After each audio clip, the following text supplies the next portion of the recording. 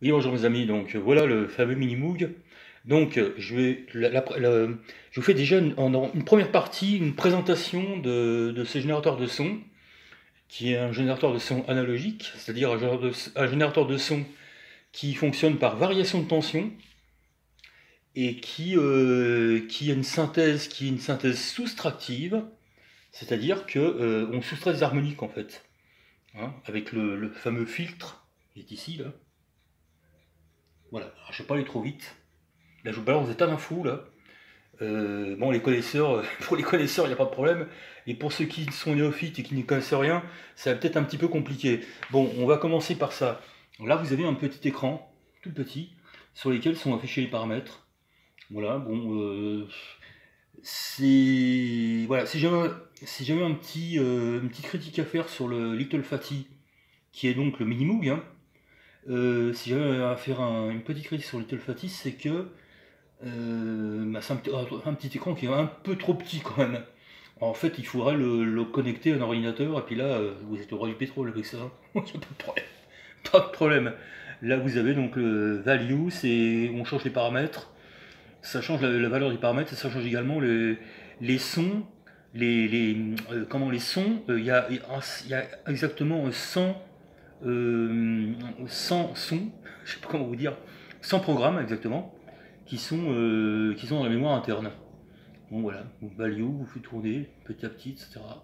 Bon, pour l'instant, là, c'est une première partie, je ne vais pas vous le faire écouter pour l'instant, hein. Fine tune, c'est-à-dire on désaccorde très finement les oscillateurs en fine tune, hein. Le glide, c'est un glissando. Bon, c'est un effet de. Ah, il faudra que je vous fasse écouter parce que je ne peux pas vous l'expliquer comme ça. Je peux pas vous l'expliquer. Voilà, donc. Là, vous avez première partie, donc il y a différents modules, hein. Alors, vous avez le premier Moog qui est sorti, c'est quand même le Moog Opus 55 qui est sorti en 1968, qui comportait 4 ou 5 modules, et chacun de ces modules faisait environ 25 kg. Et Robert Moog, qui est un ingénieur américain, s'est dit, bon, c'est pas très pratique, parce qu'en fait, l'Opus Moog 55 devait faire en tout 100 à 150 kg, et c'était pas très pratique pour la déplacer en concert. Donc il s'est dit tiens, je vais créer en fait un, euh, un petit générateur de son que je vais appeler le mini boog, voilà, et qui sera tout petit et qui va pouvoir facilement être trimballé dans tous les salles de concert. Et c'est ça en fait, le voilà. Enfin c'est pas exactement le modèle d'origine.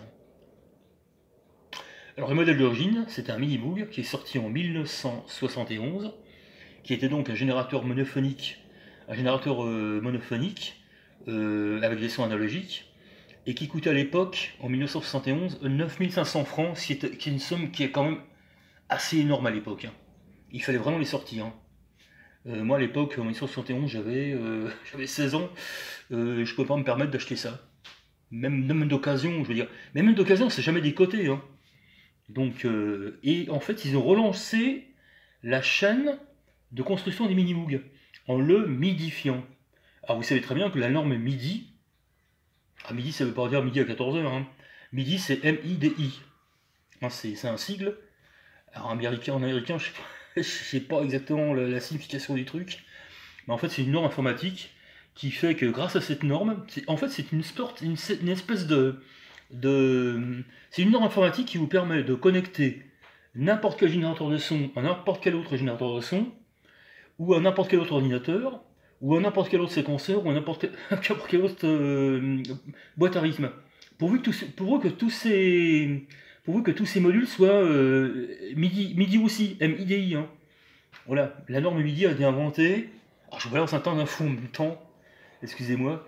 La norme MIDI a été inventée par Dave Smith, qui est un ingénieur américain, donc qui a découvert la norme MIDI, donc ça a révolutionné l'ère du synthétiseur en fait.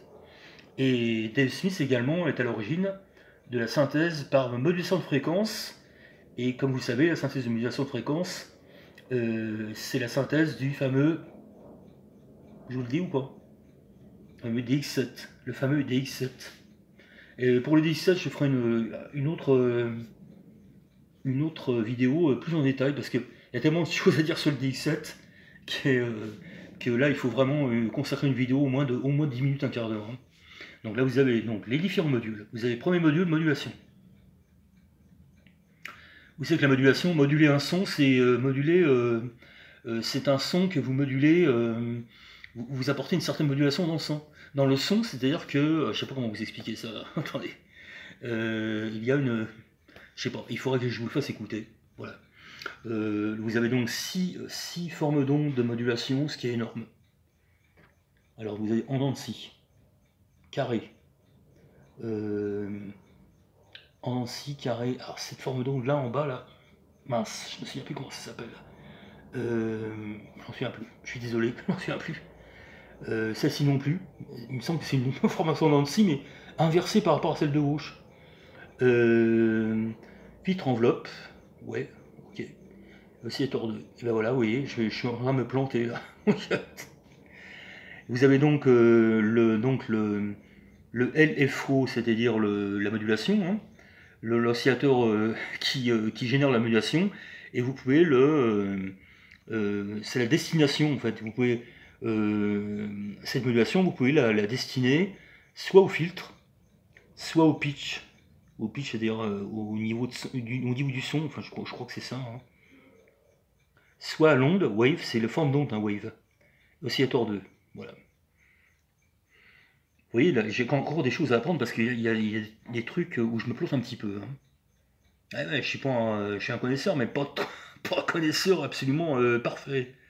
Là, vous avez quand même la fonction oscillateur. Bon, alors là, il n'y a pas de problème. Hein. Vous avez... alors là, vous avez le sélecteur d'octave. Hein. 8, 18, 4, 2, etc. Forme d'onde. Niveau de l'oscillateur d'enveloppe. Niveau de l'oscillateur, pardon, pas l'oscillateur d'enveloppe. Hein. Niveau de l'oscillateur. Et puis voilà. Et vous avez les formes d'onde. Onde en dents de scie, onde sinusoïdale, onde carrée, onde et onde... comment on appelle ça? Onde d'impulsion. En fait, on modifie l'onde carrée, on en fait on fait une sorte d'onde en dents de scie, en fait. Voilà, glide rate, c'est le glissando. Bon, le taux glissando, voilà. Ok. Alors, ça a l'air un peu compliqué, mais bon, c'est vrai que c'est pas facile à expliquer pour des personnes qui n'y connaissent pas grand-chose, en fait. Et là, vous avez le filtre. Alors, qu'est-ce que c'est que le filtre? C'est un module qui permet, finalement, de façonner votre son, le timbre de votre son, le timbre. C'est-à-dire qu'en fait, c'est une synthèse soustractive. Vous partez d'une forme d'onde et vous soustrayez des harmoniques. Ça a l'air un peu compliqué, bon. Vous soustrayez des harmoniques, et puis voilà. Donc, fréquence de coupure, résonance, ça c'est les paramètres de filtre. Hein. Voilà. Key amount, c'est le suivi de clavier. EGR amount, alors ça je sais pas ce que c'est. Il faudra que je regarde sur ma notice, mais c'est ma notice, j'ai perdu la notice en français, et donc il va falloir que je regarde sur la notice en américain. Donc je sais pas ce que ça veut dire. Hein. Overload, je pense que c'est une saturation. Je suis pas certain. Dites-le moi sur ma pièce commentaire, hein, si vous savez. Overload, est-ce que c'est une saturation ou pas? Je sais pas. Et puis là, bon, le grand schéma classique, hein, générateur d'enveloppe. Donc deux générateurs d'enveloppe. Un générateur d'enveloppe d'amplitude. Les Américains appellent ça volume. Hein, et un générateur d'enveloppe de filtre. Avec les 4 paramètres qui, comme vous le savez, sont l'attaque, le decay, le sustain et le release. Alors, traduit en français, c'est un peu compliqué. Attaque, c'est attaque en français. Decay, c'est... je sais pourquoi. Non, c'est rien, j'arrive pas à le traduire. Sustain, c'est soutien de l'onde, enfin je sais pas comment le traduire. Et release, c'est relâchement. Donc, vous avez en fait une enveloppe, qu'est-ce que c'est? C'est l'évolution. Une enveloppe, qu'est-ce que c'est en fait? Dans la physique du son, dans la physique du son, une enveloppe, c'est l'évolution du son dans le temps. Voilà. Si vous voulez, par exemple, une attaque qui est très très forte, c'est par exemple un son de piano. Vous avez une attaque très forte. Paf, ça commence tout de suite comme ça. Une attaque beaucoup plus douce, c'est une attaque de, je sais pas, vous avez un son qui fait, au lieu de faire un tong, tong, ça fait, vous voyez, ça fait, voilà. Je sais pas comment vous dire. Et puis voilà, donc vous avez 49 notes, comme tout monophonique. Hein. Vous avez des contrôles de modulation et de pitch à gauche. Et puis voilà, donc il y a certainement beaucoup de choses que vous désirez me demander. En fait, je vous ai livré un tas d'informations en vrac. C'est vrai que c'est un peu compliqué. Ce module, enfin ce générateur, il est parfait. Sauf que, quand même, l'écran est quand même un peu petit. C'est tout. C'est tout ce que je peux dire. Si vous vraiment cherchez un défaut, l'écran est trop petit. Mais c'est pas grave, on s'en fiche. On s'en fiche. À la limite, l'écran, on peut s'en passer. Hein. On peut franchement s'en passer, je veux dire. Voilà, ça c'est la première partie, c'est une présentation du générateur du Minimoog, hein, du générateur de son analogique Minimoog. Et la deuxième partie, dans quelques heures.